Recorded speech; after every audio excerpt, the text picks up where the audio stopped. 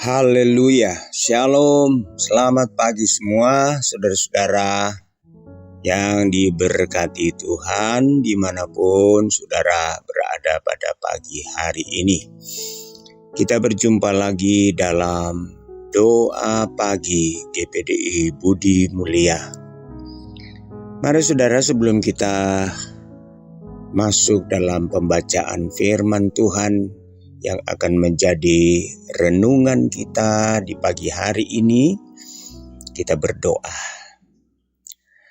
Bapa, di dalam nama Yesus, kami bersyukur kepadamu Bapa pada pagi hari ini.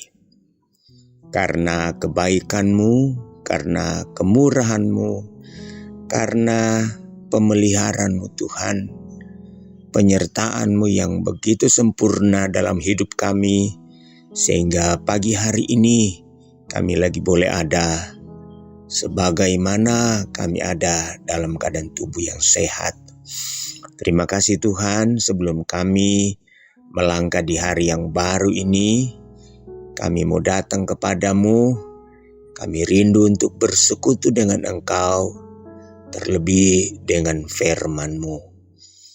Urapi kami semua Bapa, kuduskan kami, layakkan kami, sehingga setiap firman Allah yang kami dengar di pagi hari ini benar-benar boleh menjadi rema bagi kehidupan kami di sepanjang hari ini Bapa.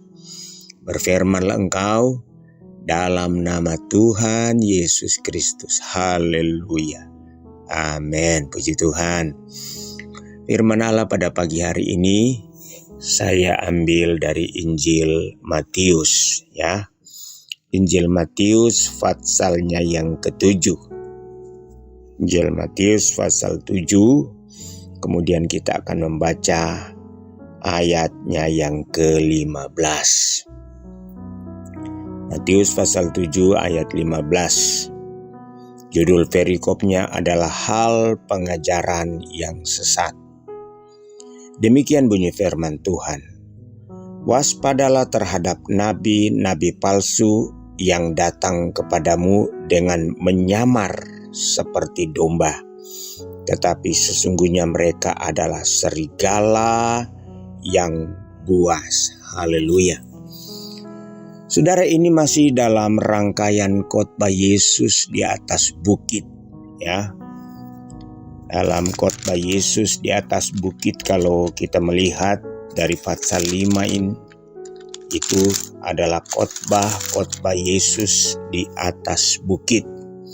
Yesus berbicara dan berkhotbah menyampaikan saudara-saudara segala sesuatu, dari hal ekonomi, dari hal kebutuhan, dari hal kesehatan, ya, pokoknya sandang, pangan, papan, dan pengajaran-pengajaran.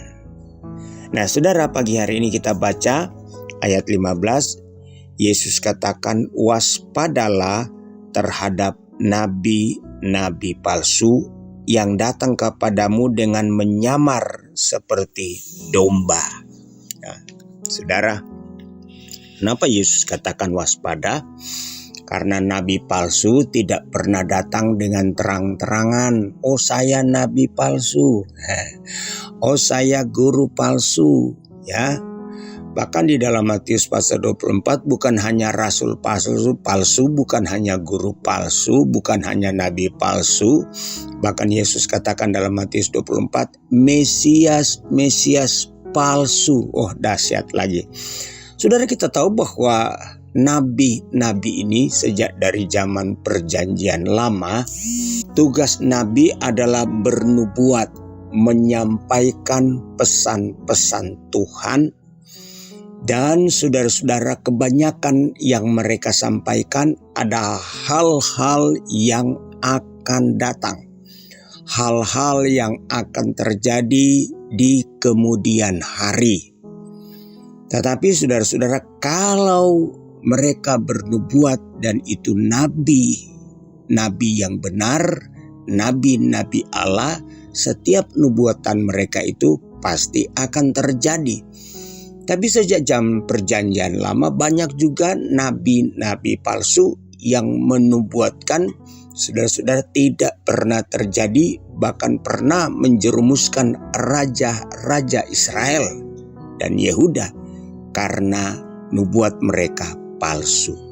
Sebab itu Yesus katakan waspada. Waspada artinya berhati-hatilah, berjaga-jagalah, bersiap-siaplah atau siap-siagalah. Jangan lengah, jangan lalai, ya. Jangan lengah, jangan lalai, kata Yesus. Sebab nabi palsu ini menyamar mereka.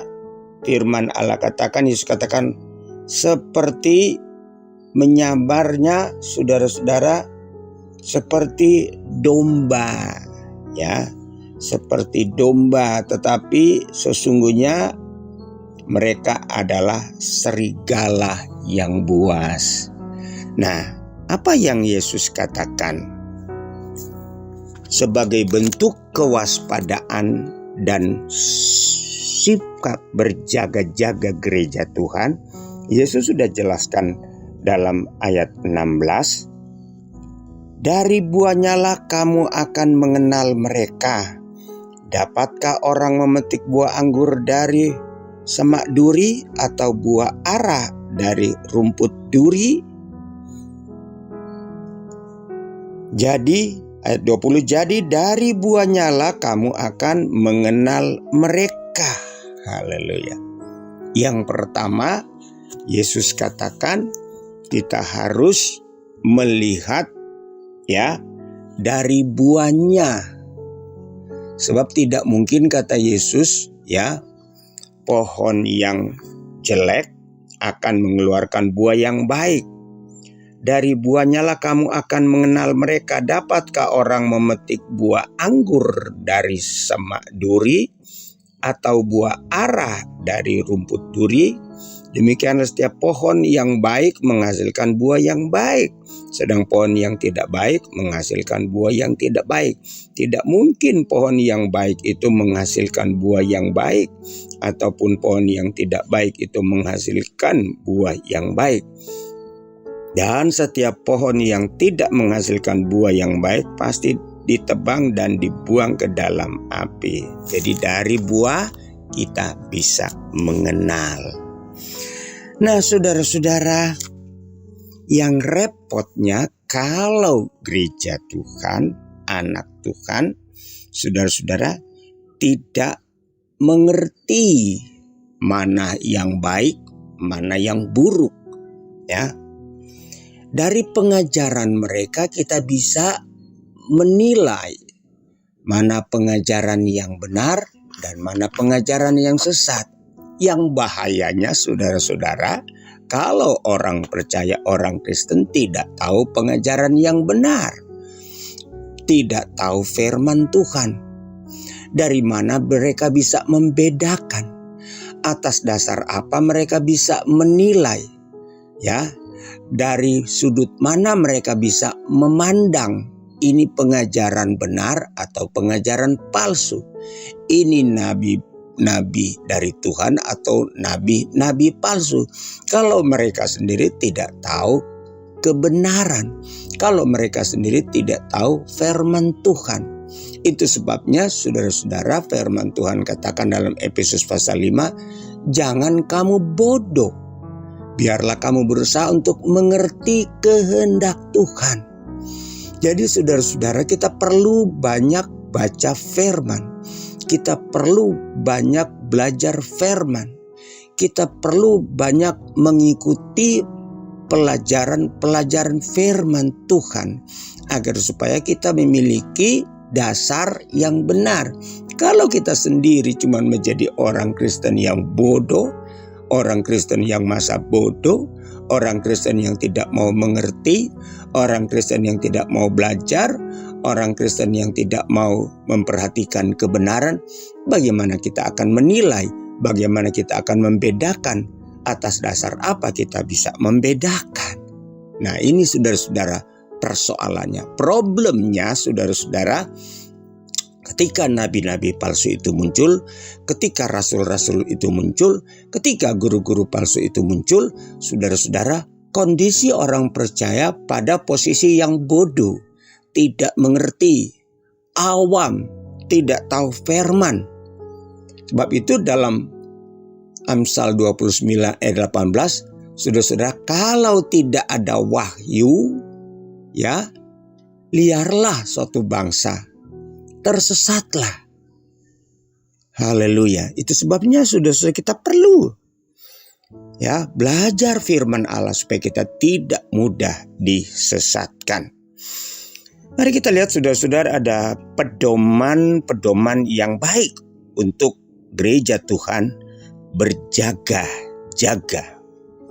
Kita lihat di dalam suratan Yohanes, ya, dalam suratan Yohanes, 1 Yohanes pasal 4 ayat 1 dia berkata begini, saudara-saudaraku yang kekasih, janganlah percaya akan setiap roh, tetapi ujilah roh-roh itu, apakah mereka berasal dari Allah, sebab banyak nabi-nabi palsu yang telah muncul dan pergi ke seluruh dunia. Ya, kita harus uji. Nah, saudara-saudara, untuk menguji adalah kita harus tahu firman, kita punya firman, kita punya dasar supaya kita bisa menguji, oh ini dari Tuhan atau tidak. Jadi beberapa hal saudara-saudara yang perlu kita tahu. Nabi palsu, kalau itu nubuatan dari Tuhan, itu satu, pasti terjadi. Kalau itu nubuatan itu dari Tuhan, itu memuliakan Tuhan.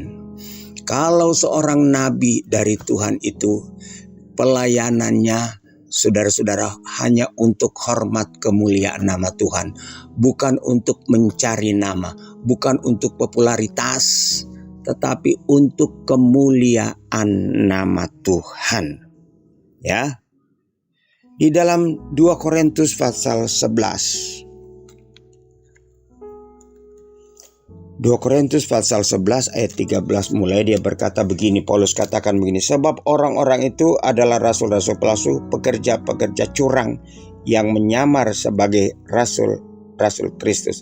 Hal itu tidak usah mengherankan, ya, sebab iblis pun menyamar sebagai malaikat terang. Jadi kita harus waspada hari-hari ini. Nah, untuk kita tidak gampang tersesat, tidak gampang saudara-saudara disesatkan, kita banyak baca firman Tuhan, kita banyak belajar firman Tuhan, kita harus tahu kebenaran supaya kita bisa membedakan mana yang benar, mana yang salah, mana yang asli, mana yang palsu, mana yang dari Tuhan, mana yang dari setan. Kiranya Roh Kudus menuntun kita di hari-hari ini. Roh Kudus memberikan kemampuan kepada kita supaya kita tetap waspada dan berjaga-jaga. Nah, saudara-saudara, supaya kita tidak gampang tersesat, tidak gampang disesatkan, melekatlah kepada Tuhan. Ya, melekatlah kepada Tuhan, maka saudara akan senantiasa mendapatkan pertolongan dari Roh Kudus. Tuhan Yesus menolong kita, Tuhan Yesus memberkati kita tetap setia, lebih bersungguh-sungguh di hari-hari ini, datang kepada Tuhan, cari kebenaran, cari firman Allah, supaya kita tidak akan gampang tersesat. Tuhan Yesus memberkati kita semua pagi hari ini. Kita berdoa, Bapa, terima kasih untuk pagi hari ini, untuk firman Allah yang sudah kami dengar. Tuhan menolong kami, Tuhan Roh Kudus membantu kami, menolong kami agar supaya kami tidak gampang disesatkan.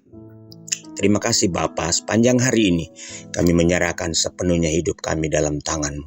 Tuhan menyertai dan Tuhan memberkati setiap apa yang kami kerjakan Bapa. Terpujilah nama-Mu Tuhan, dalam nama Yesus. Kami berdoa mengucap syukur pagi hari ini. Haleluya. Amin. Puji Tuhan, selamat pagi, Tuhan memberkati.